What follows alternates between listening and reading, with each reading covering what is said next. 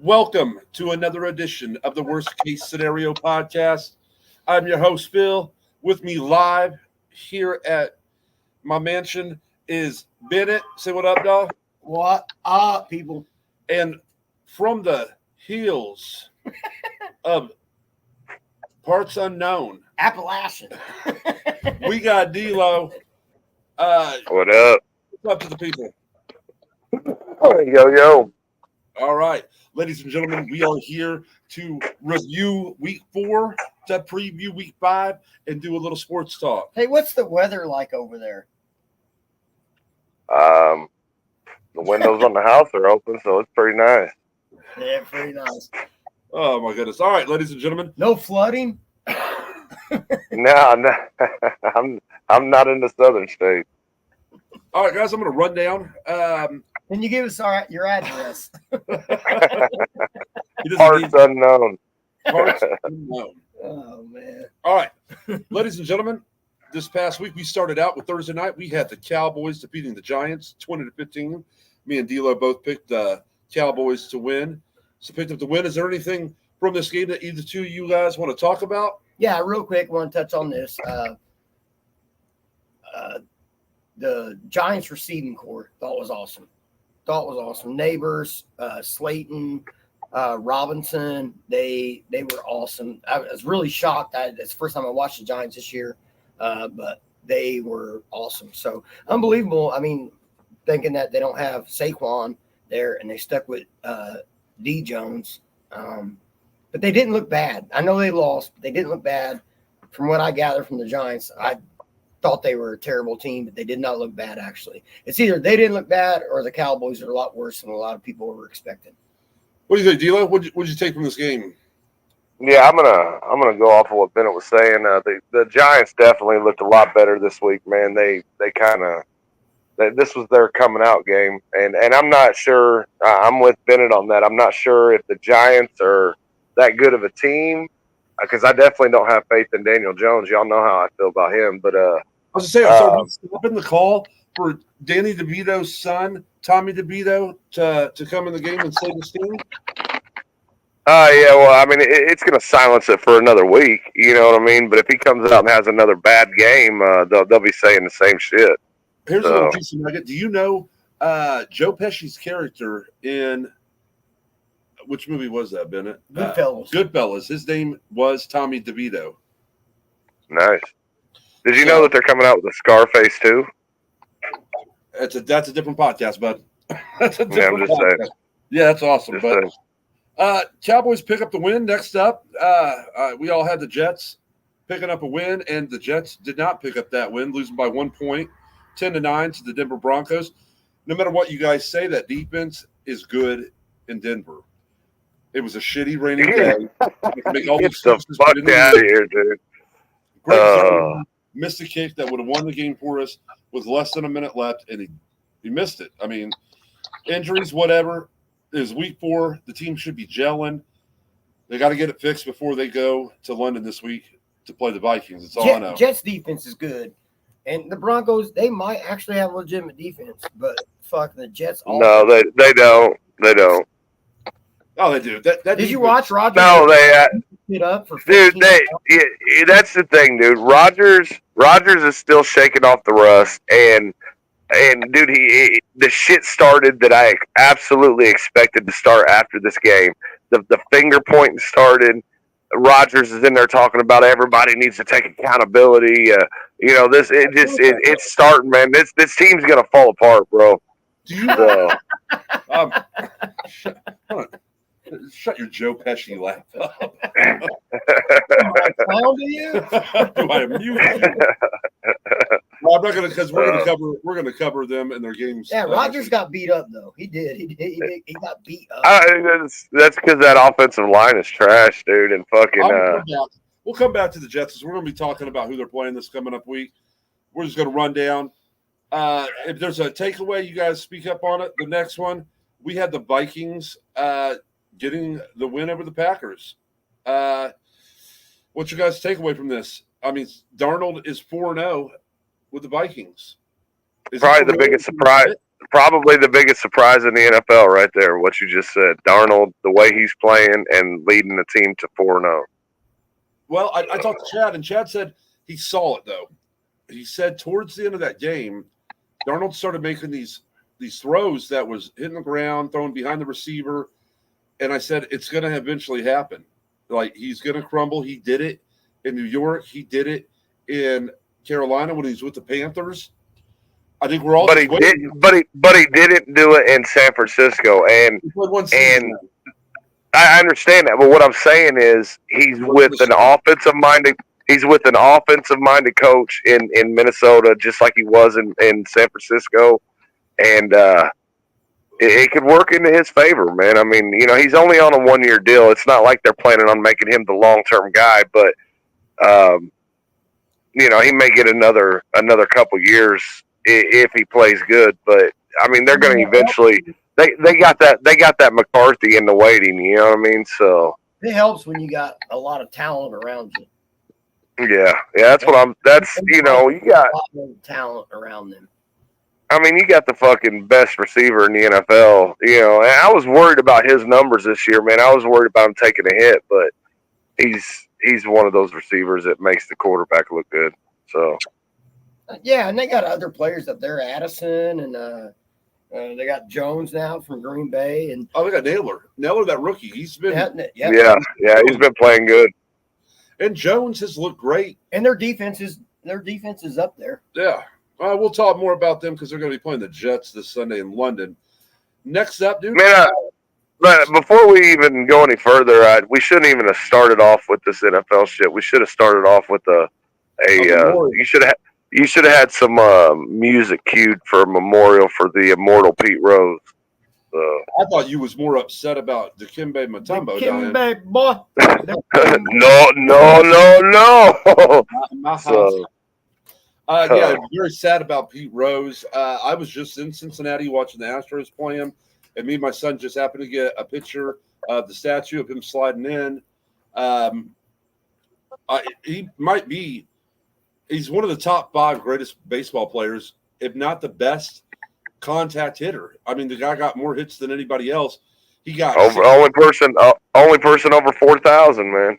Yeah, 67 more hits than Ty Cobb, who's second on the list. So, and we also just saw today, D'Lo. We saw today that John Amos died, who was the owner of McDowell's in Coming to America.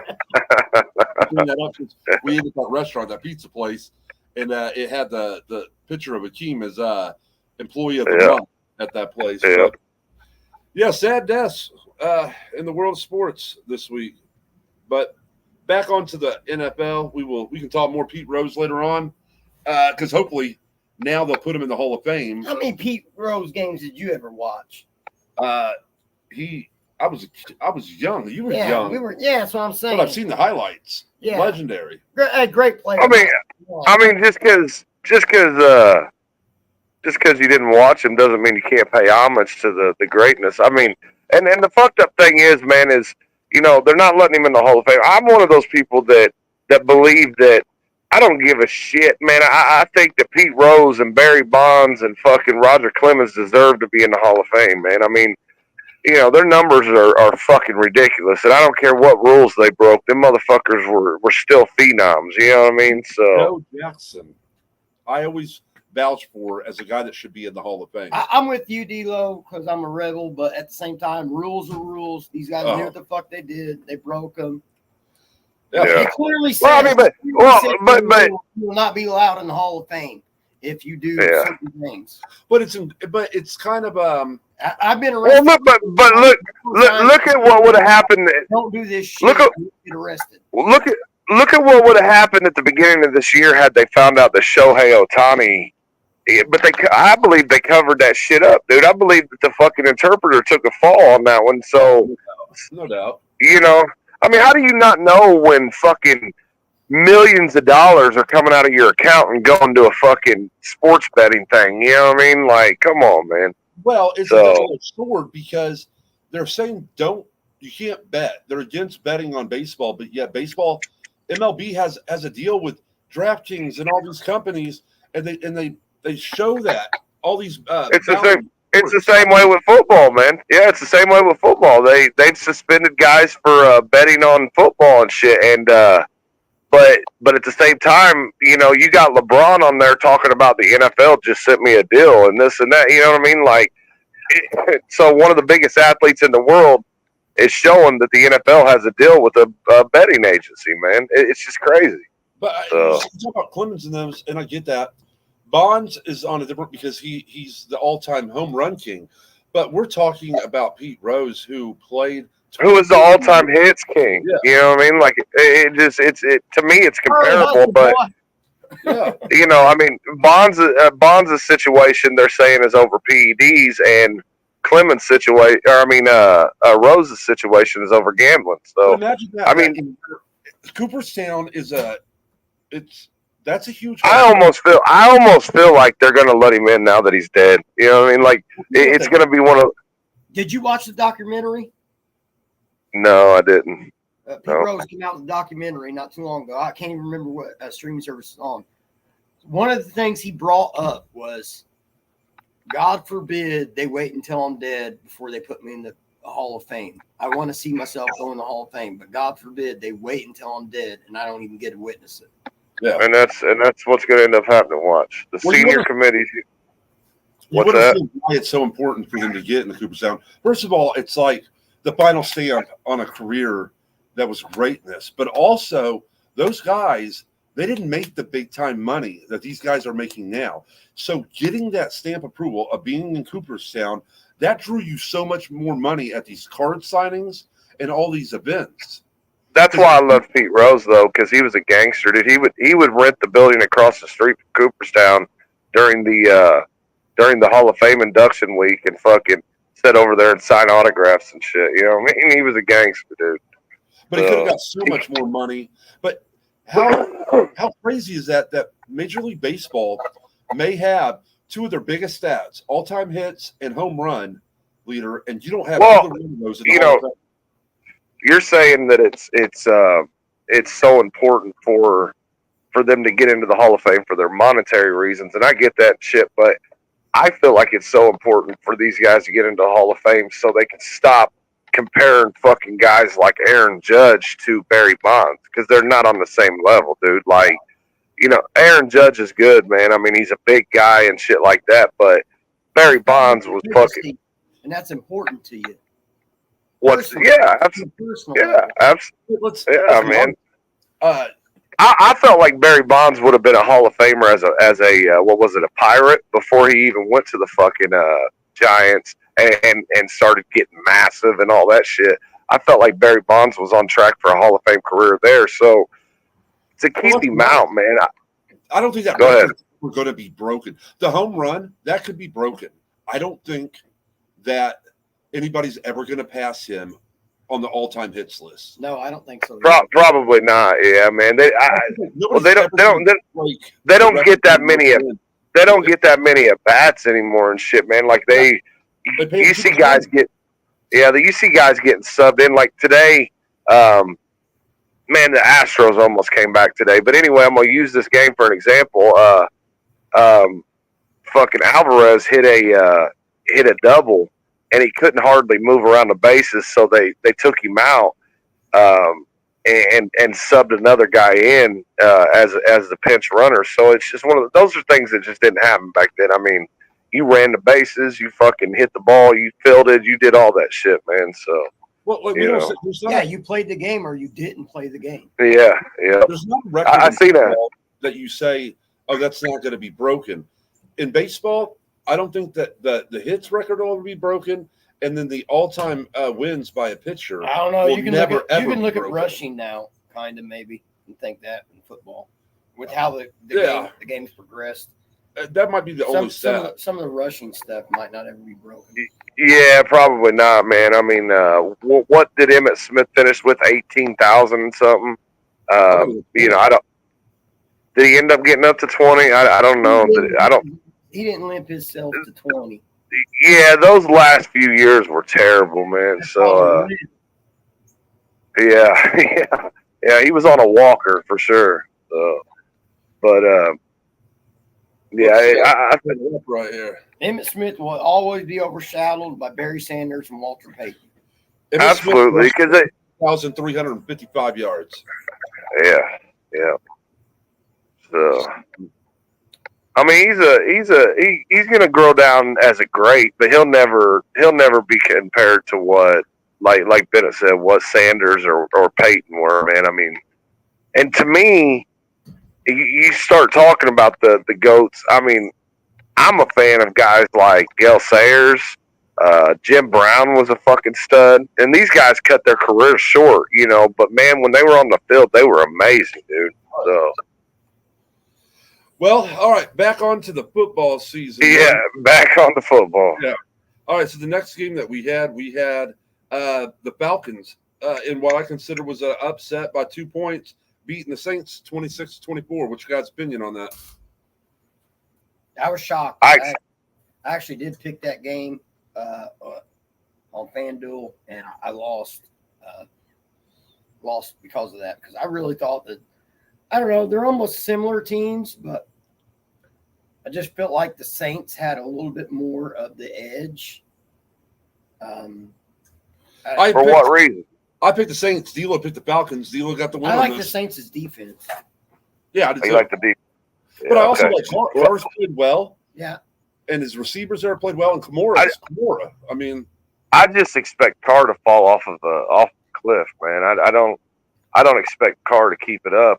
And like I said, man, I don't like what I'm seeing down in Atlanta, but I gotta believe that eventually they're gonna start taking off, and you're gonna start seeing fucking 40-point games out of it. Man. Yeah. So I don't know, but I picked Atlanta.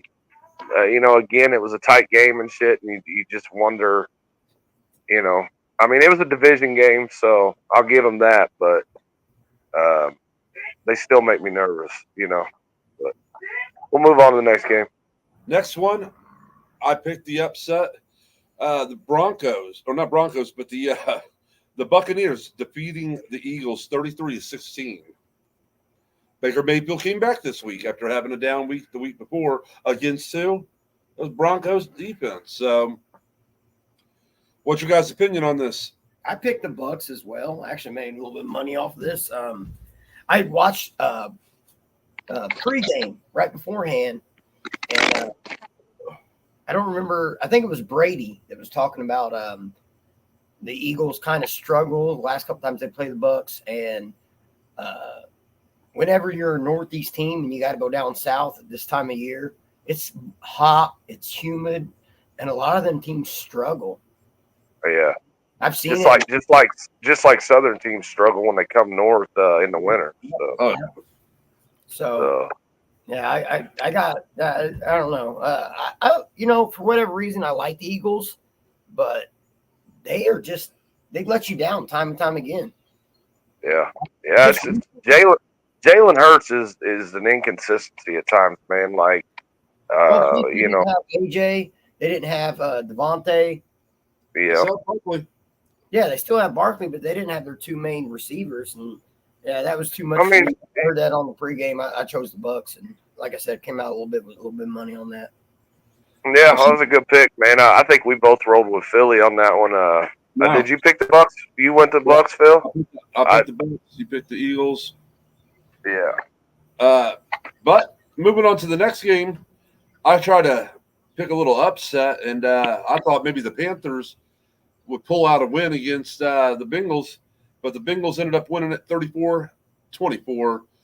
But still, they looked a better team over the last 2 weeks. Andy Dalton's made a difference. Oh, a huge difference. And they got me nervous coming in to Chicago. That's for sure, man. Like, you know, he knows that we got a good defense and shit, but he's been playing good the last couple of weeks. He's thrown 5 touchdowns and 1 interception. So. I still, even with that, I refuse to take the Panthers until they prove me wrong.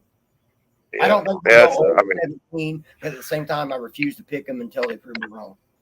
Yeah, I thought that they weren't going to win a game with Bryce Young, but I did say they didn't. But I did say when Dalton came back in that was a better shot for them to win a game. So There's just so many. But yeah, team though. yeah, that's a bad team, man. But Dalton makes Hubbard look better this past week, rushing the ball. He's brought those receivers alive there. Yeah, but like I said, and Dalton made him competitive, which Young didn't. But at the same time, until you show me you can get over the hump, I mean, If they come out and do the same thing this week against the Bears defense, that'll be impressive, man. Honestly, so I agree. Yep.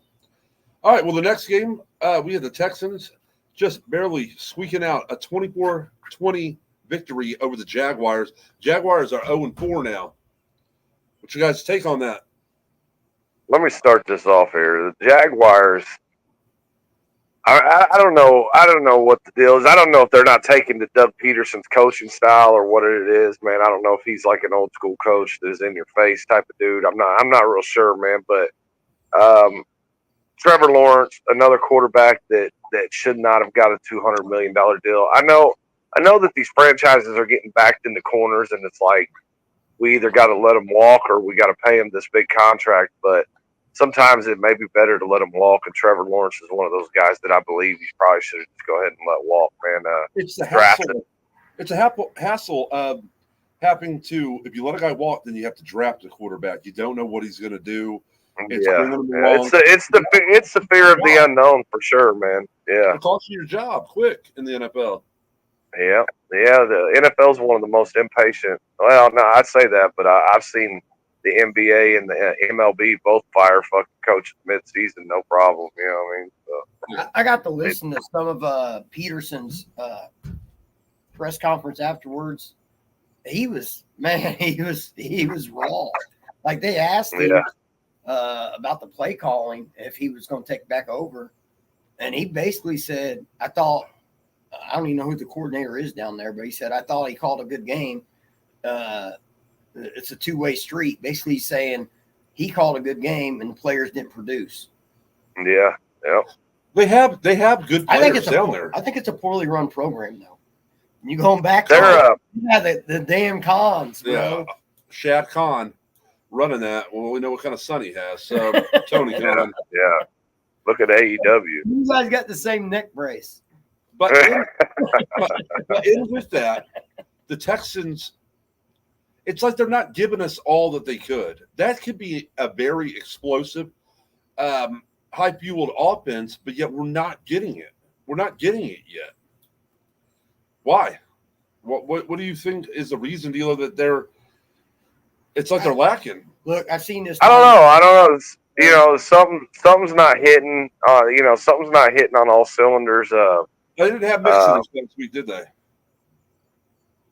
Did he sit out? I don't know if they did or not. But this is I've seen in the NFL numerous times. So Stroud lit it up last year, but now you got a year of film on him. He's still good, but he might not be phenomenal like he was because you got that film. I seen it with Rex Grossman back in the day with the Bears. He lit it up for 2 games straight. People thought this guy was going to be like the savior. And like he looked good. They were throwing 60, 70, 80-yard bombs downfield, blowing teams out. They had a good defense too, but Rex it's happened time and time again, man. Yeah. You get some film on somebody, and maybe it's not so much that you're not going to get surprised anymore. Now you got a game plan. Yeah. It's still a good team. And I think but it's happened time and time again. If you guys remember, man, Cam Newton in his rookie year was coming out and throwing 400-yard games and shit, man. And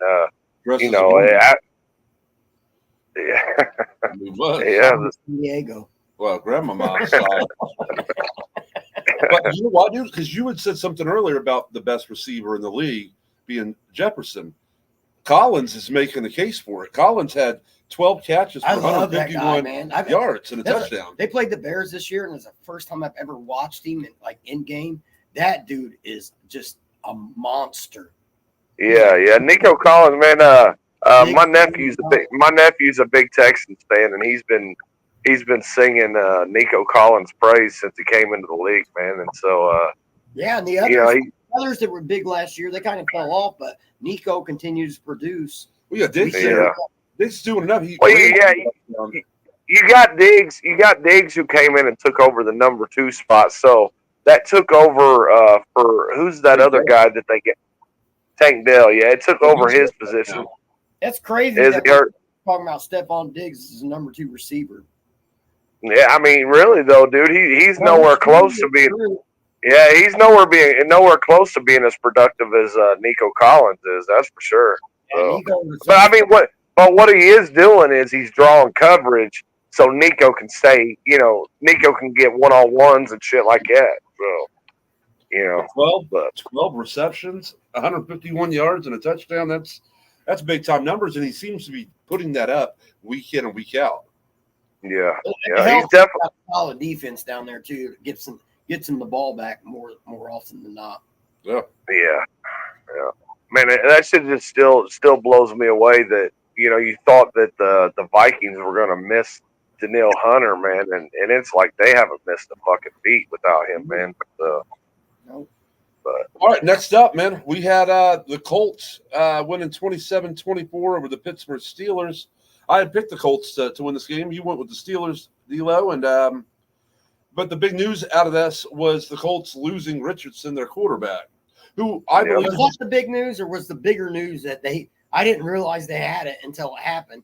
Flacco was their backup. I knew that Flacco was their backup. I didn't know that. I did too. I did too. Yeah. Yeah. Richardson is starting to show that he is injury prone and he cannot read a defense. He's running the ball too much, and it's taking effect on him. That's the Jonathan Taylor showed up this week. Jonathan Taylor, I think, is back. I think he's all the way back. Yeah. But I think that's a little bit of the difference that Lamar Jackson has over these other running quarterbacks is he can read a defense a little bit. But a lot of these other running quarterbacks, man, as soon as they look up and see that their receiver is a little bit covered, they don't give the time play to develop. They just take off, And so, and Anthony Richardson, I mean, he's already showed that he's brittle. He's going to get broken from doing it too much. Well, I believe that's because he can't read a defense. First man's covered up, he's looking to run. Yeah. But still, you can slide. He takes unnecessary hits. Yeah. All right. Well, on to the Bears getting a 24-18 victory over the Rams. I had actually taken the Rams, and D'Lo took the Rams too. And I took the Rams. Well, as Bear fans, what did you guys see in this game? Like, tell me your thoughts. Seen a big difference. One was the defense has always been there, but they were there and they didn't have to play 45 minutes of the game. And the reason why that being is the biggest thing I took from the game was the Bears running game has been basically non-existent because the play calling. This time they've been doing a lot of sweeps and pitches and all this stuff, and they ran between the tackles and they actually made a difference, like gain yardage on first down when they run the ball between the tackles, and that actually set up the passing game and made it a little bit easier on Caleb Williams. So, I mean, that was the biggest take that I totally seen from that was the running game actually worked a little bit, and it's because they ran between the tackles instead of doing a lot of outside the box kind of shit. Now, D'Lo, we talked last week when Bennett wasn't on the podcast, and you said you never want to see your rookie quarterback dropping back. Throw the ball 52 times. Now, this time he dropped back 23 times, only 157 yards, but he had a touchdown, and they get the win. Pretty much it shows what you said, and I know they weren't listening to a damn word you said, but with the running game picking up, with Swift coming in, Swift almost had 100 yards. So he had a touchdown in it with only 16 carries.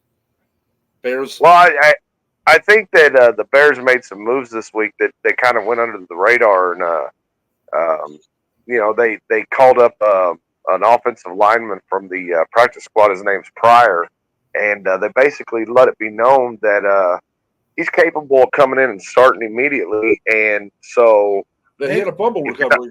They ran behind him a lot. He's a big guy. Yeah, And they're like, so they let it be known he's capable of coming in and starting immediately. So if you're not doing your fucking job, he can come in and start for you anywhere on the line, dude. And and that's the whole thing, man. Let these fucking guys know. I don't care if they're a $30 million guy, whatever. If they're not doing their fucking job, man, they need to go on the bench, and that's the way it needs to be. I just seen some crazy shit today. The Bears are. They said that the Bears have fielded a couple phone calls, mostly from the Chiefs, about Keenan Allen. I heard DJ Moore. No, they're not even willing to talk about DJ Moore. The reason that they're willing to talk about Allen is, number one, he's been injured since he's been there, and it's a reoccurring injury. But number two, he's only on a 1-year deal, and we got Adunze sitting in the back. So it's going to be Adunze and Moore as our two guys. So they're talking about Kansas City possibly calling about Allen. The only way that I'd even consider it is if they were willing to send a decent offensive lineman to us for him. You know what I mean? Like, there's no reason to do it otherwise. You know what I mean? So, all right, let me ask you this, because there's a negative to all this. Now, the Bears' leading receiver this week was also Swift, 7 catches, 72 yards. The next one up was your tight end, 3 catches, 34. But your rookie, 1 catch, 10 yards. Allen, 3 catches, 19 yards. And Moore, 3 catches, 22 yards. Adunze's numbers are going to be down because Allen came back. The week before, Rome was the number 2 guy, so he got to be in the game on every snap. So his numbers were going to be down this week. But I'd like to see him look for a little more. But you know what those numbers tell me? It tells me that Caleb Williams was checking down to his comfort receivers when he needed to. With Swift, he actually he missed all some deep reads that he actually probably could have hit on because he was but I'm sure that Waldron is preaching to him. We can run some aggressive plays, but I want to know that you're willing to check down if the down the field shit's not there. So because they said that. They said before this game that DJ Moore, Caleb Williams, I don't know. There was 4 people that sat down with Shane Waldron and basically said, we want more aggressiveness on the offense. And I'm sure his response was, if I can trust that you're going to run the right play when the aggressive play is not there, if I can trust that you're going to check down to the safe guy, then we'll run aggressive fucking plays. You know what I mean? So, I mean, when it comes down to it, Waldron and Eberflus, their jobs are on the line about every week right now, dude. Like, if this offense underperforms, they're getting the chopping block every fucking week, dude. So, because you promised us that you had 3 top weapons on the outside. You had Cole Kmet, you had DeAndre Swift, who you signed in the offseason, plus you had Herbert and Roschon Johnson, plus you got this fucking phenom kid that you just drafted in Caleb Williams. What reason do you have not to fucking perform? Well, the ultimate reason, you don't have a fucking offensive line. I don't know. What's that? A snap in the game. I don't know, man.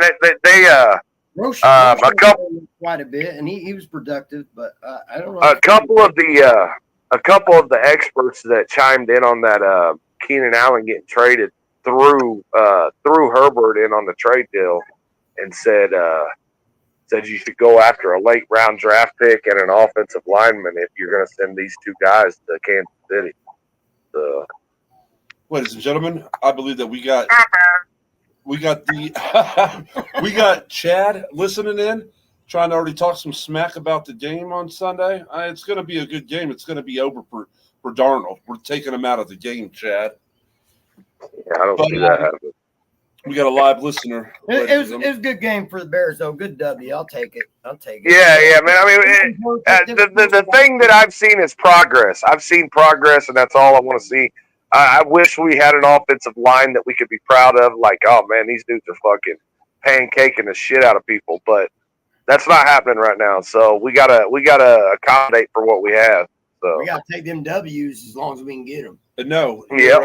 Herbert did not get in the game.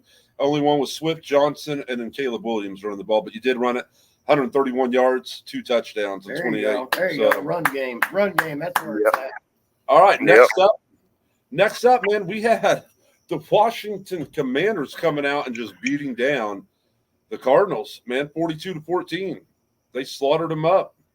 I didn't see that coming. Now, Dilo, you must have because you picked them. You picked the Commanders. I went with the Cardinals. Yep. I picked the Commanders again this week. I don't know, man. They under Jaden Daniels, they're playing good, man. I mean, he's actually a lot more accurate than I anticipated him being. But again, man, this goes back to what Bennett was saying. We'll see the real Jaden Daniels next year when there's tape on it. You know what I mean? Right now, there's just college film. So yeah, nobody understands how to handle him. I mean, he's a dual threat. Yeah. Looking out for that. You're probably looking out more so for him coming out of the pocket than you are him staying in the pocket right now. So. Yeah, and dude, they got some weapons up there. I mean, you of course you still got McLaurin, and then at running back you got that Robinson Jr. and you got Equilar, which Equilar's injured now, but they just always had some weapons up there. They just never had a fucking quarterback, man. And so it's like right now they're playing decent football. I even seen a guy the other day. I tell you, the other thing that's helping them out is it's funny because they played the Cardinals this week, but Kingsbury is their offensive coordinator. Mm-hmm. He's not having to head coach anymore, so he's just calling offense, and that's a strong suit. For the Commanders? Yeah. Oh, I did not know that. Commanders, Yeah, Kingsbury. Yeah, I did. Coordinator. All right. Yep. Well, on to the next one. 49ers came out 30-13, win over the Patriots. Hey, hold on a second, Phil. I meant to ask Bennett this when we went over the Bears-Rams thing. So, Bennett, who do you think the Bears should sign? Like, if the Bears end up firing Eberflus at the end of the season and saying, look, you're not developing Caleb Williams the way we wanted you to, who do they go out and get? Do they go out and get that Ben Johnson? Go with Johnson. Everybody thought he was a hot topic last year, and I just don't think he knows how to run a team. I think he knows how to run an offense, but he's been reluctant to take head coaching, even interviews, because what's that? Maybe he just needs more experience. Maybe he just wanting to put another year under his belt before he. Yeah. Johnson's going to be the hot topic again this offseason. We'll see if he comes. Oh yeah. I just curious of what you thought about that. I didn't know if you thought that maybe we should go get somebody that's got the experience, like a Belichick or somebody like that, or. I wouldn't mind having Belichick. I wouldn't mind having Belichick at all. The thing about Belichick is he's not in love with Caleb Williams, man. Belichick don't fuck himself, dude. Yeah. Belichick said, the dude's. I've heard him talk. I've heard him. Yeah, he just says he's a 50% passer type of dude, man. He's just a guy. So. Yeah, you know what, Belichick? Without Brady, you're a 50% coach. Really, he has been, man. Honestly, and he's been horrible. And he's been horrible at evaluating quarterbacks. Look at the fucking lineup he's had since Brady. So, look, Belichick, if you want to put down your beer, come out in the backyard with me. Open challenge right now. A Friday night sissy fight. The Terrain back at himself. All right, you guys. All right, on the 49ers win over the Patriots. That was pretty much. That's no look pass, right? I agree. Yeah, it was pretty much what I expected. In the last couple games. I actually, in my picks this week, I picked New England. So, as I say, I'm not counting out the Patriots. I like Mayo. I like their defense. They don't have a lot of talent up there right now, but I do like the way he coaches. Yeah. All right, next up we got the Raiders picking up a 20-16 win over the Cleveland Browns. I I had taken the Browns, and so did D'Lo, and we both lost that. Gardner Minshew. What's up with Cleveland, man? It's They we got talked all that about this last talent. week. Yeah, They looked good last year when they had Flacco. yeah. Without Flacco, they I think look Watson carries too much baggage with him. I don't know, but they look like dog shit again. I think it was the best game that Cooper had this year. Was in that game. So, but no, I don't really have much on it. Just the shocking. That the Browns are bad again. I guess what they're really missing is Chubbs. Yeah, definitely. And without, I mean, they got a good running back down there in Ford, though, man. He's not a punk, you know what I mean? no, but Chubbs was just man. He was explosive. He's a game changer. Yeah, he's a game changer for sure. They got You know, all kinds of talent on the defensive side, receivers.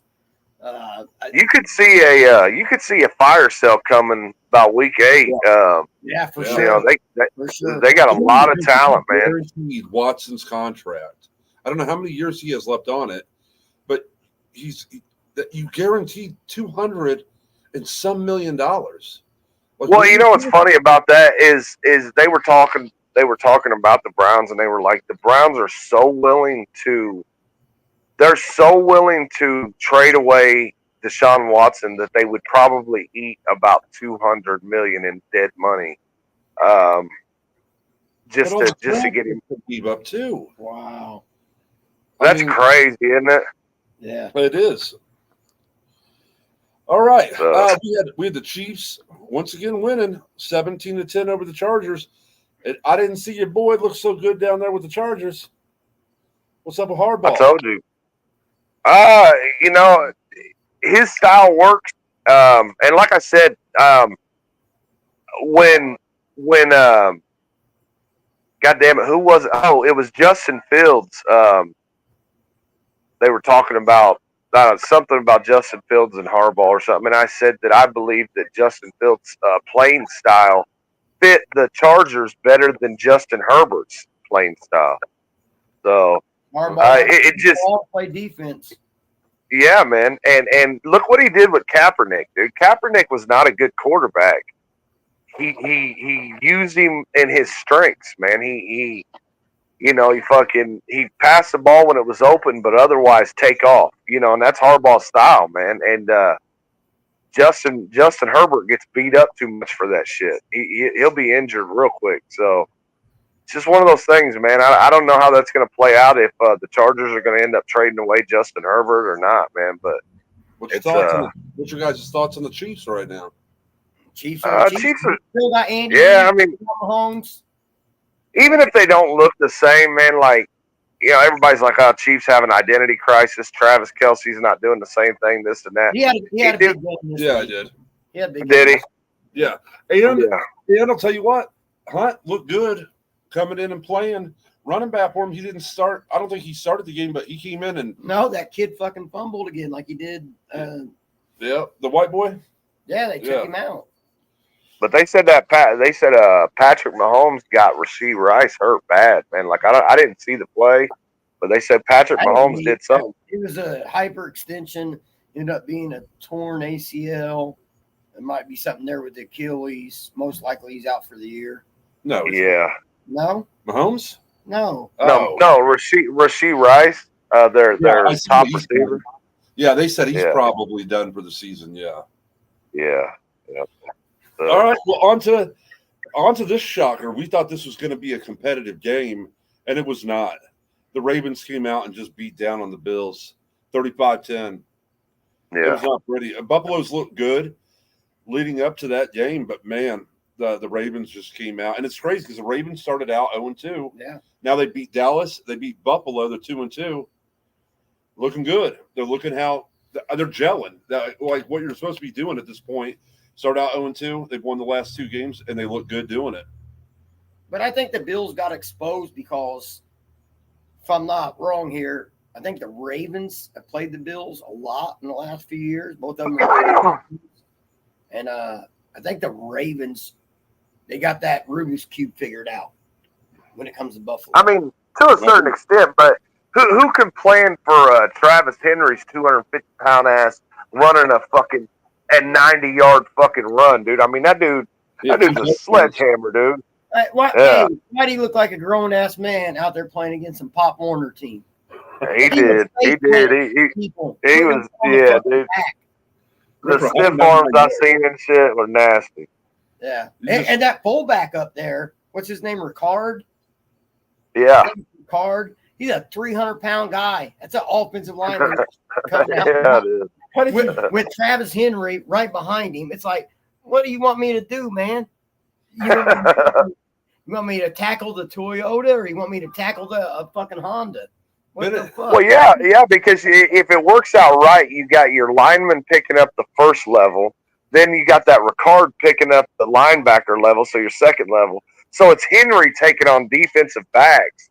Yeah. And, how's that make you feel? How's that make you feel? That's nasty. Dude, hey, I want to tell you, too, I seen David Montgomery plant a dude this week it was nasty, dude. I was like, this right here is why the Bears should have kept fucking David Montgomery, dude. Just to let you know, man, you sounded like Rick James when he was talking about karate with little kids. When he said that. It was so terrible what he did. I don't even know what that guy's name was. I'd love to watch that highlight. But he just face planted that motherfucker into the grass. Like, that dude looked like he went like fucking 2 inches into the fucking dirt. It was so terrible. Yeah. All right. Well, and then we had the two Monday night games. We had the Titans getting their first win, beating the Dolphins. Are the Dolphins trash officially or what? I think so. I think they're done until you get Tua back. But you got receivers. You got 2 receivers down there. If you can't throw to them. You got running back. If you can't hand off to them. Why have they not? But we've talked about this, D'Lo. Why are they not picking up the phone and calling Ryan Tannehill? You know, I don't know. I don't. It's just, there's no logical sense behind it why they haven't picked. I don't know if he left there on bad terms or what it was, but maybe they don't get along. That's crazy. Yeah. I mean, because you have a team. There is a team down there. It's just I don't get it. Yeah, I don't either. I mean, you're pretty much throwing your season away. I mean, Tua is only going to be gone for 4 games, they said. But what happens if he comes back and gets rocked again, dude? And like what you're showing is you're solely dependent. Why he's gone? Right. That puts you way. You got. Yeah. Well, it puts you. You got to sweep everything else after that. That's tough to do absolutely. in the NFL, man. And D'Lo, I want to hear your thoughts on this. Will Levis leaving the game after only going 3 for 4, 26 yards, and he leaves the game. Yeah. Rudolph comes in. Mason Rudolph comes in and throws 85 yards, but they picked up the win. It was mainly behind Pollard and Spears running the ball. Yeah, I mean, the game plan probably changed, man. I unfortunately, I believe that they probably have a better chance to win with Mason Rudolph in the game than they do Will Levis, man. Will Levis is just dude. As much as he is a gunslinger, he's too much. He takes too many chances. He does dumb shit. Like when he's getting sacked, he tries to. Shit. Yeah, dude. Like when he's getting sacked, he tries to complete a pass with a guy wrapped around him and shit, dude. Like you cannot do that shit, man. So. In the mortal words of Jelly Roll, and the hate goes on. Yeah. And, all right, guys, the last game of the week, we had the Lions coming out and just putting up 42 points to the 29 points that the Seahawks put up, ending the Seahawks so far perfect season. Lions look good. Yeah. They're going to look good when you got these 2 running backs. Yeah. It's a good team. It's a good team. It is a good team. I hate saying that. The Lions are built right, man. They're built right. They got a good line. They got a good, solid quarterback. They got good receivers. They got a good running backs. They got a good defense. Their defense can be exposed. I can say that. Yeah. I'm not saying that it doesn't have moments. Beat them in a shootout, probably. Yeah, I'm not saying it doesn't have moments of being suspect, but at the same time, it's enough to where their offense can keep up. You know what I mean? So. Yeah. All right. Well, it was like I say, I hate complimenting them because they're in our division, but man, them uniforms were smoking. I Yeah, they love were. Oh Yeah. yeah, the black, the Yeah. black and the blue, yeah. those uniforms were awesome. Best uniforms I've seen in a long time. Yeah, Oh, sure. fuck yourself, Lions. Fuck you, Charlie. I don't know why the Bears don't do some crazy shit like that, man. Like they got some stick, they got some colors. False money. Yeah, them fucking McCaskies don't like spending money. Well, at the end of the week, D'Lo, you went 9-7. I went 8-8. Bennett wasn't here to get his picks, so you won that week by one game. A few things before we go into week 5. I don't know if you guys saw today where the Raiders come out and said they're willing to trade Devontae Adams for a second-round pick. Oh God. Are the Jets gonna step up to the plate and do it? I mean, hell, we gave up a second-round pick for the quarterback. I feel you, dude. We gave up a second-round pick for Chase I don't Claypool. know. Hey, Who the D'Lo, fuck? listen to this. Does this make sense? I don't know if the Jets are willing to step up and say something, but I guarantee somebody on the Jets is willing to step up and say, "Give me." Oh, I know that. Yeah, I'm sure he's already went to the front office and said, let's try to make this happen. And I could see it. But how much? But it hurts. It hurt. Like if the Jets were to come at me and I'm the Raiders, my whole direction changes. I'd say, okay, I'll trade you Devontae Adams, but you're going to send Garrett Wilson to us. You know what I mean? Come on. Well, I mean, you're dude. If you Is it up to them or is it up to Aaron? Right, and if you're bringing in Devontae Adams, you're going to cut into Garrett Wilson's reception. Lazard's playing well this year. You guys got to admit, Lazard's playing well. That's what I'm saying. Well, that's what I'm saying, dude. I'm saying who runs that organization. Oh, but Lazard is not a slot receiver, dude. You would have to use Garrett as the slot receiver, dude. So I'm telling you, it's about to pick up there because Mike Williams has got more and more. He just had the most catches. Yeah, why would they even want him? Why would they want Devontae when they have Mike Williams, Lazard, Garrett Wilson? Why would you want that? Yeah.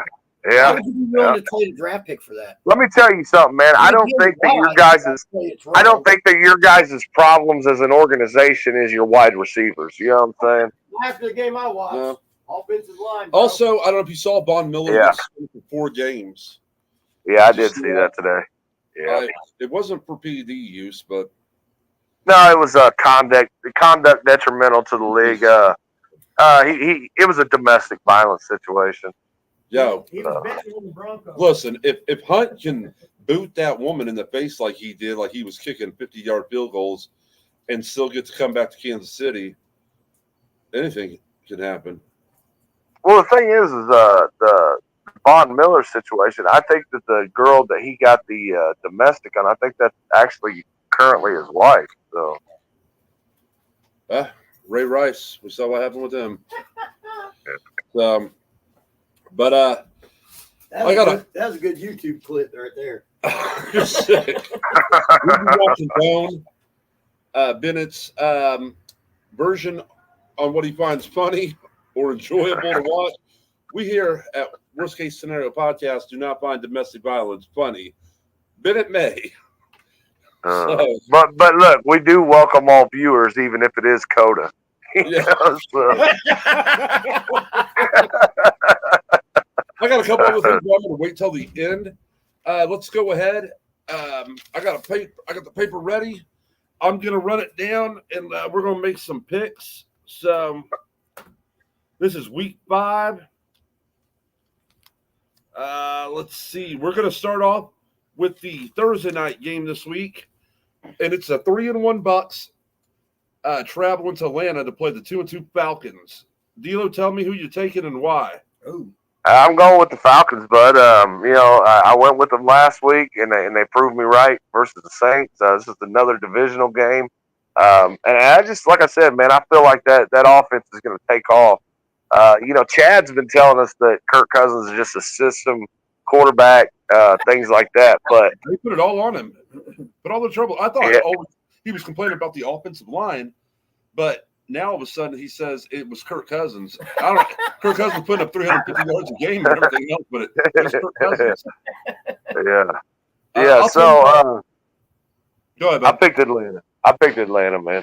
I'm rolling. I'm telling you, man. I like what Baker Mayfield's doing down there, and I'm gonna roll with the Bucks. Who you got, Bennett? Really hard. I think I really like the Bucks, and I don't trust the Falcons, even though they've been solid.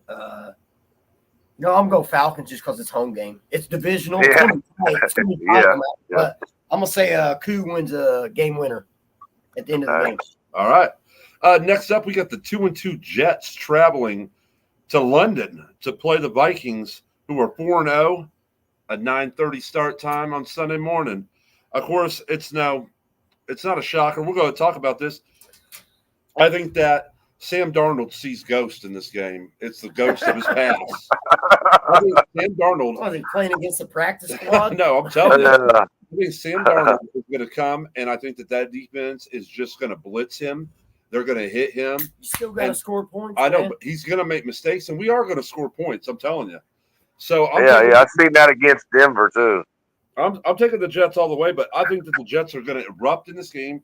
I think that the Jets are going to put up at least 35, maybe even 42 points. This month, Get the fuck out of here, dude. They're going to give those fish and chips. Y'all couldn't get over 10 last week, but you're putting up 42 this week. I don't need you harassing me. I'm telling you my pick, all right? All right, D'Lo, who are you taking? Hey, 42. How many field goals is that? Shut up. Who are you taking, D'Lo? I'm taking the Vikings for sure, man. Until the Jets show that they can sustain some, they can maintain. I've been serving you some of that smoked bourbon, huh? You got you believing in the Vikings?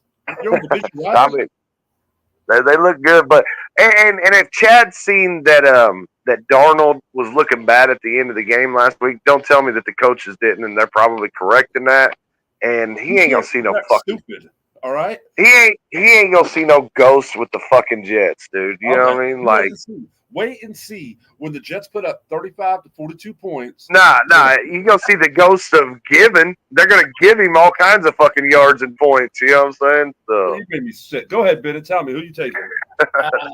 I just did the math in my head. So 42, that'd be 14 field goals. There's no way the Jets are taking 14 field goals in the game. Until the Jets offensive line shows me something different, I can't. And I don't want to pick the Vikings, but I can't go with the Jets no matter who they're playing until they show me they can protect Aaron Rodgers. Yeah, he's a statue back there, bro. He can barely move. So he got beat up, man. Shut the fuck up. I hate the guy, and I felt sorry for him at the end of the game. I was Yeah. like, damn it. Here's what I'm gonna make a bold prediction. It was a mugging in New York, and it's going to be a mugging in London. Here's a bold prediction. Sam Darnold does not make it through this game. I'm telling you that right now. Sam Darnold doesn't make it through this game. So Bryce Young comes out and finishes it and fucking beats Aaron Rodgers. Yeah, they trade for Bryce Young before the game's even over. Who is the backup now? I don't know, dude. I don't know who their backup is. Yeah, McCarthy. I think it's at Mullins. Nick Mullins. Hey, I witnessed. Oh, that's bad. I've witnessed Nick Mullins. They take him out. He throws 3 interceptions in this game, and the Jets' defense and that offense come alive. I'm telling you, I feel it, baby. I feel it. How do you not remember this? Nick Mullins torched the Bears like a season, 2 seasons ago. Well, that's no surprise. I'm just saying their defense has always been good, like decent at least, and he torched the fucking Bears. Nick Mullins came in. He actually started the game, and he torched the Bears. So Nick Mullins over Aaron Rodgers and that shoddy offensive line. Yeah, I'll take the 2 guys they have right now are Sam Darnold, Nick Mullins, and Brett Ripken. Ripken, Ripien or whatever. There ain't no K in there. He was with the Bears in the preseason. Ripien. Yeah. You remember that, D'Lo? Yeah, I remember that. He was with the Bears in the preseason. He didn't have such a bad showing. Anyway, I'll take the solid offensive line and whoever the goddamn quarterback is in Minnesota over that shoddy ass line and Aaron Rodgers. It's not shoddy. Hey, give the fucking Tin Man some oil and we'll talk. Yeah. All right, next up, we got the 2-2 Ravens traveling to Cincinnati. So I'll lead it off, and I'm going to take the Ravens to finish off the Bengals. They're going to be 3-2. after this game. I think the Bengals sink down to 1-4. So I'm taking the Ravens. Who you taking, Bennett?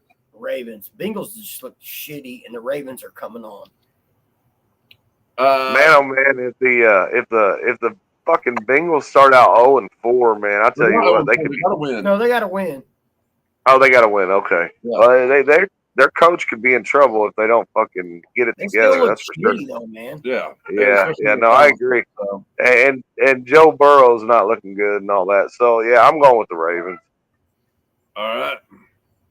Next up, man, Bennett, I'm gonna have you lead off on this. We got the 2-2 Colts traveling to Shad Khan's kingdom down in Jacksonville, who are 0-4. Who you taking? Division game. Flacco, baby. Jags. It's in Jacksonville. Yeah, A lot of hot, a lot of humidity. a lot of young bucks. Colts are hot, though. Colts are hot. They really are, man. Flacco. Right. Yo, Flacco. I didn't even think about that. Yeah, no, give me the Colts. Give me the Colts. Give me Flacco. I don't give a fuck. Yeah, that's what I said too, man. I'm taking the Colts. Who you taking, D'Lo? Yeah, I'm taking the Colts. Yeah, Flacco, man. In Carolina or New England, I'm still taking Flacco. All right, D'Lo, lead it off. The 1-3 Dolphins traveled to New England to take on the 1-3 Patriots. Who wins?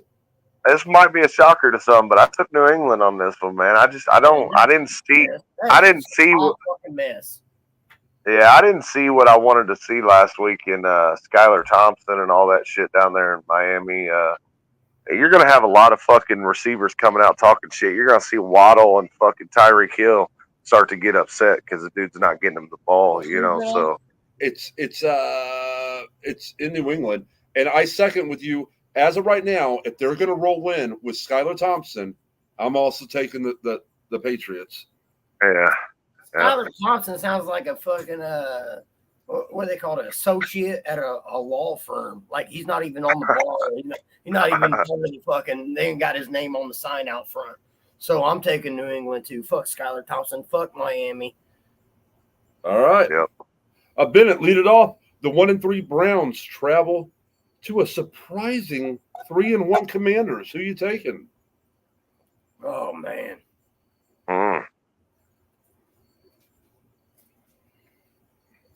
That is the gerbil going around the wheel in Bennett's head. I mean, Washington is so far looked like the better team. Cleveland clearly is the better team when it comes to talent. You know what? I'm gonna take the shocker, and Myles Garrett puts an ass whipping on Jaden Daniels and wakes him up, lets him know he's in the NFL. I'm taking the Browns. D'Lo, who you taking? I took Washington on this.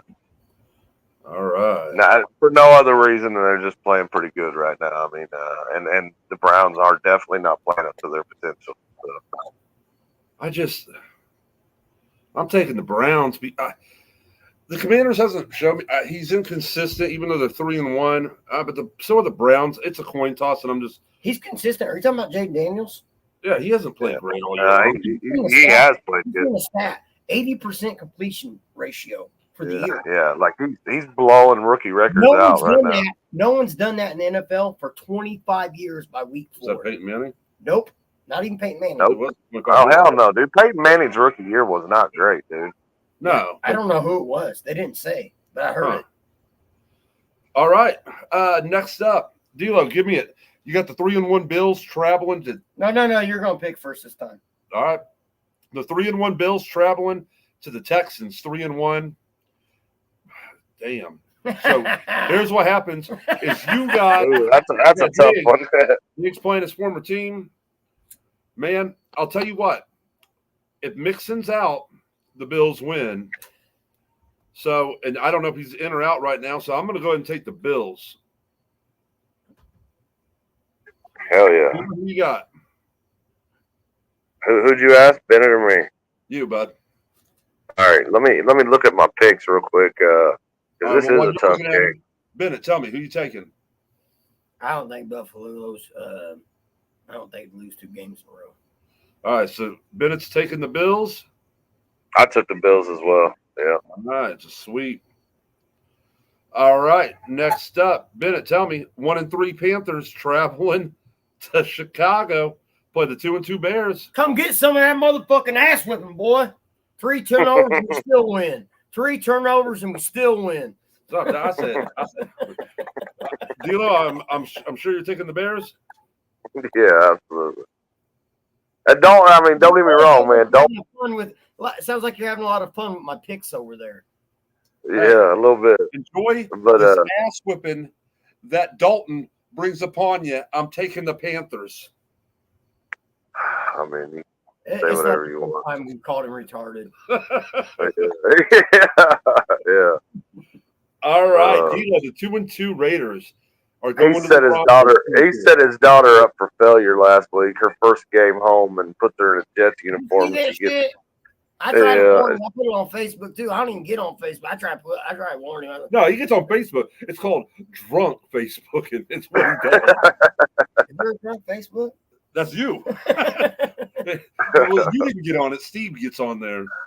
All right, Well, Steve warned you and you didn't listen. all right, Yeah. guys. We got a division rival game. Both are 2-2. Raiders going to Denver. Who you guys taking? Oh my God. Raiders are going to Denver. I took Las Vegas, man. All right, I have no faith in Denver. So. I took the Broncos. I'm saying that defense is legit. I'm sure you did. Shut You did. Shut You up. got to try to justify that loss last week, too. So. All right, He try and validate. who you taking? Yeah. I'll go Las Vegas. I don't like it that they're going to Denver, but I'll still go Las Vegas. All right. He said, All right, I boys. took Denver. We got the 1-3 Cardinals taking on the 2-2 49ers. I'm just going to play it out there. Sorry, Brock. 49ers are going to win this game. Yeah, I picked the Niners. Bennett? But the Cardinals are doing surprisingly well this year, man. Like, They Even at definitely 1-3. Even at 1-3. Yeah. They are. They yeah. did take an ass whooping last week, though. Yeah. Who you taking? Mm. It's a nice jersey that Brock got you there. You going to go against his team this week? You know what? I'm not. I'm going to take this as my upset of the week. He's going with the Cards. All right.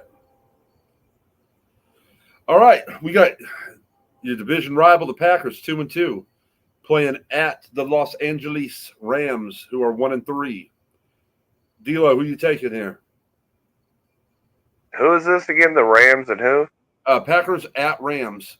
Okay, yeah, I think I took Green Bay on this one. Stafford will probably have a decent game, but I think Green Bay will have enough to pull it out. LA's they're hurt, man. I mean, their top 2 receivers are out, and Hey, where's Donald? he retired, bro. He retired. Yeah. Yeah, that's what I'm thinking too. They were talking about in the game, and he didn't show up in the game. I was Retired on top, man. I mean, he's And leading into this game, Swift had like 60 total yards, and then he comes in and shreds. I mean, it just shows that they're missing Donald. You know what I mean? And so, the Rams are hurt right now, and I expect the Packers to come in and win. I took the Rams in this game. I took the Rams too. I'm going to take the Rams too. I like them in SoFi, and Packers are a jumbled mess. They are. Yeah, they are, man. That one was a tough game for me to choose because I felt like Stafford's going to have a good game. I just, he's going to try to win the game. The Rams play different in SoFi. Yeah, that's definitely their house for sure. All right, and this next one, the Giants are going to bench Jones. They're bringing in their quarterback, Stephen Bennett. He's been saying, Stephen Bennett's going to come in from Polk High. No, we got the Giants traveling to Seattle. What you got, Bennett? yeah, I hate going against the Giants, man. Like I said, I really like them a lot, but they're not going to get it done against Seattle. Okay, so you're taking the Seahawks? Yeah. All right, D'Lo, who you taking? I took Seattle as well. Seahawks, you said? Yep. All right. Yeah, I'm rolling with the Seahawks too. What was that, a Monday night game? That is no. That's just a regular 4:00 game on Sunday. All right, we got 2-2 Cowboys going to Pittsburgh to play the 3-1 Steelers. That's the Monday night game? Nope. What? Really? That's the Sunday night game. This is the first week of the bye week. There's a lot of teams out Yes. this No. On the bye this week are the Lions, Chargers, Eagles, and Titans. Damn, man, I hate this shit. This NFL season goes so quick, man. It just I'm gonna Only roll. because we like it. If we didn't like it, it'd go slow as shit like baseball. Shut your mouth. hey, I love baseball, but it does go slow as fuck. Fuck Pete Rose. God damn, he's been drink. He's obviously been drinking. We here at the Worst Case Scenario podcast do not believe in the I want to views. send a shout out to Pete Rose's family right now. Hey, great player, terrible human being. The bad bet. God damn it. I took the Cowboys. Who you taking, D'Lo? I took the Cowboys as well. I think that Justin Fields has finally came back down to earth, and I mean it's good as a defense as the Steelers have because they have played well this season.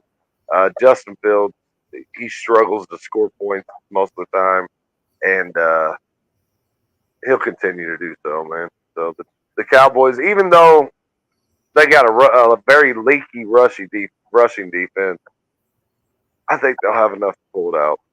So. All right, minute. Who's the home team? Steelers. Oh, I'm going Steelers. Are you really? Wow. All right, and then the Monday night game this week is the 2-2 Saints traveling to the Chiefs 4-0. I'm taking the Chiefs just because they 4-0. They're at home. Hunt looked good in the limited action. He's going to get more carries this week. I'm rolling with the Chiefs. D'Lo? Yep, same. I'm going with the Chiefs.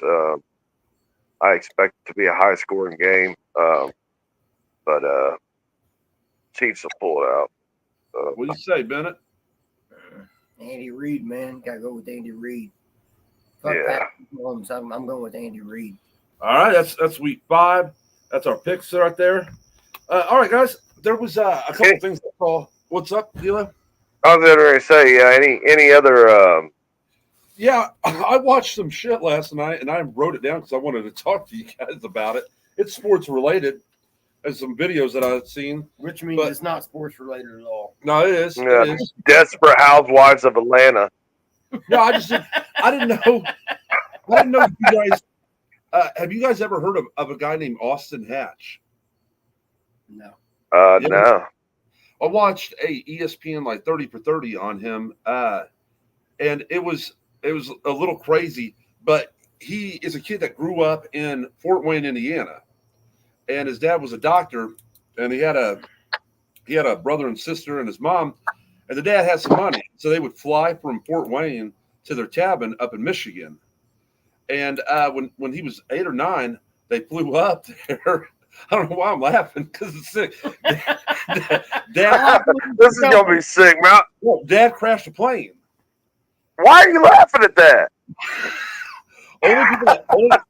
The mom died, and then the sister died. God The brother damn, died. why are you laughing at that, dude? I'm not laughing at it. Stop saying that. Okay. So it was just him and his dad left, and his dream was he wants to play college basketball where his mom graduated from, which was Michigan. So he works his ass off.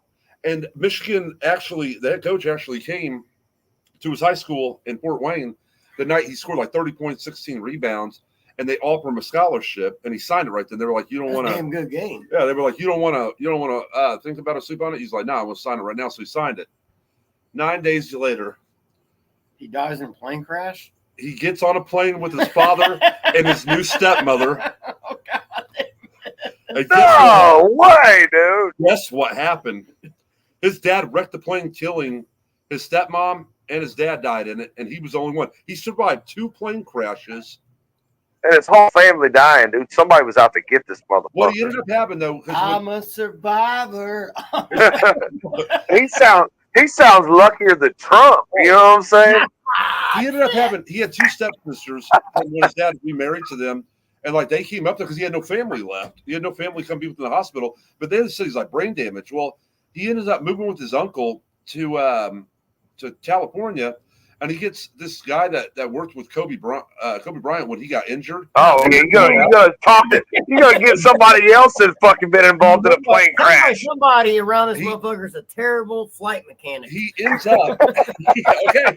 So this is his dad's brother. All right. So he goes to live with him, and he goes to high school out there. He ends up, you know what I'm saying, like working his ass off, and he's crippled, like he can barely walk. And he tells the dude that worked with Kobe, he said, "Are you ready to be part of a miracle?" All right. Yikes. He gets on a plane with his uncle. Why would he even get on another fucking plane, dude? He doesn't. He ends up graduating. He drives there. Michigan. Yeah. Michigan Took a train. Michigan honored the scholarship that they gave him 3 years prior. All right.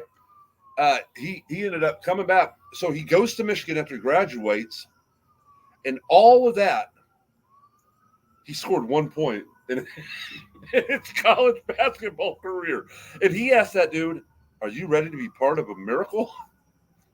I said it was a waste of a scholarship. What's the name of Well, all you have to do is just type in Austin Hatch. Now he's a motivational speaker. I bet. Yeah, he survived 2 plane crashes. If you want to get him, it costs $10,000 to $20,000 for him to come speak at a speaking engagement. Are you serious? Phil was gonna have it. Phil was gonna try to have him on the podcast. You know what I mean? Hey, if he comes on here, we do not call him by his name. We call him the Aviator. I also caught up on all episodes of Mr. McMahon this week. I didn't. So I've watched.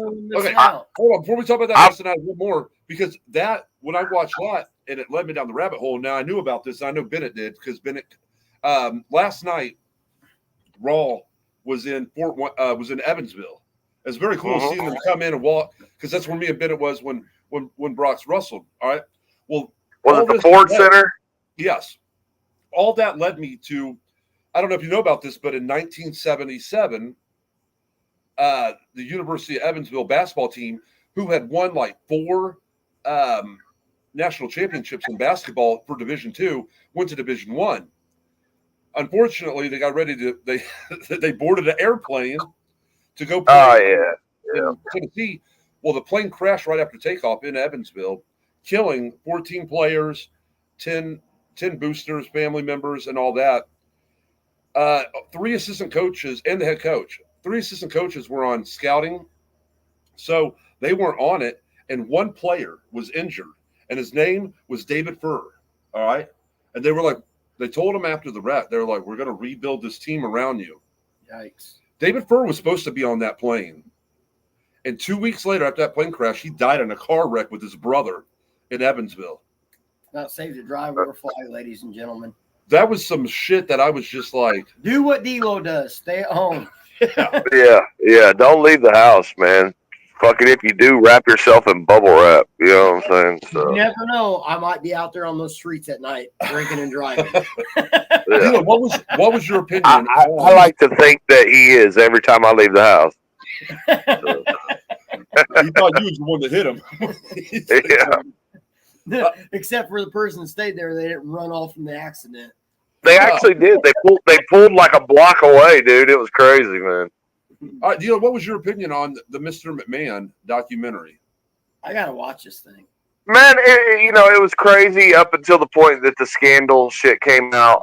Like, it was really good up until the point that the scandal shit came out. And then I just felt like they, you know what I'm saying, they made him look like shit. And don't use the S word. Like when they asked the wrestlers, what's Vince McMahon's legacy going to be?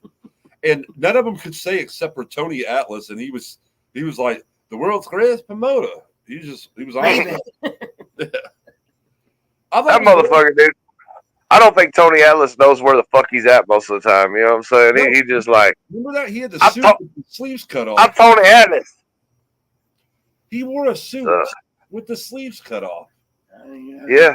A suit and tie, but he had the sleeves cut off. I was like, holy shit, Tony Atlas. A lot of people do that. Rick Vaughn.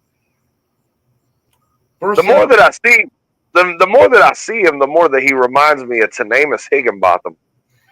So let's not forget that this motherfucker will talk about how he was there. He was there in the locker room when Bruiser Brody. Bruiser Brody got he sounded just like him. Bruiser Brody. When he was murdered, it didn't do nothing. Yeah. Bruiser Brody. I've seen him get stabbed. I see a little bit of the Cleveland Steelers coming out there. Yeah.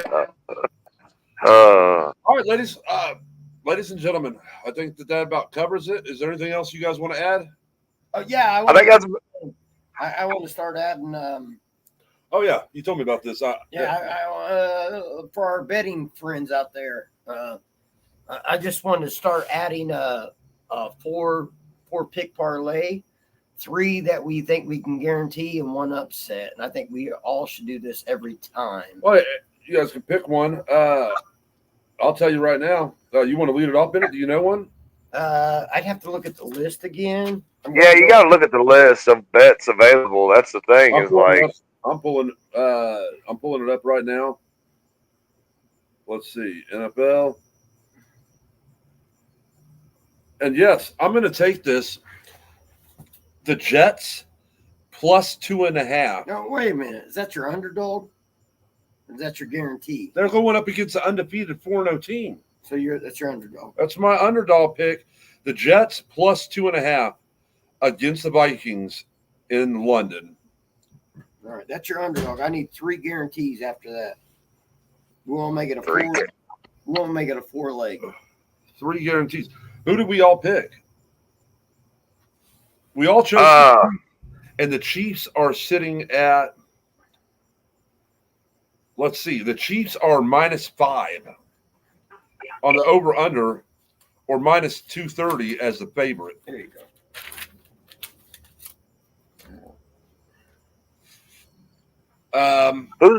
Who's Dallas playing? Dallas is playing Pittsburgh in Pittsburgh. Dallas is plus 2.5 on the. I'm gonna guarantee Justin Fields has an anytime touchdown in that game. That's a good one. Ravens. We all picked the Ravens. All right. The Ravens are. Pull it up here. We all picked the Colts. Okay, here's the stats. You can choose the Ravens -148 as the money line, or -3. It's so for them, the spread is -3. That is a -102. Or you take the Bengals +3 for a -118, or pick the Bengals to win at a +124. I can tell you who we all picked. These are 3 locks for each one of us. Ravens, Colts, Bills. Those are locks. So Phil chose the Jets as underdog. I'm going to go with I had a big underdog in there. Where was that? Steelers. I went with Steelers. Steelers my underdog. D-Lo, give me your underdog. My underdog would probably be New England. I don't know if they're going in as the underdog with Miami or not. But. We all picked New England. Yeah, no, New England is actually favored. New England is actually favored on the money line at -118, or you take the Dolphins at -102. The Dolphins are getting on the spread +1 point. D-Lo, the only one that you took that was different, and I don't even know if it's an underdog pick, is the Packers. Yeah. I mean, I guess that could be my underdog pick. I don't. The Packers got on the spread.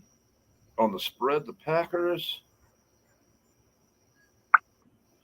They're -3.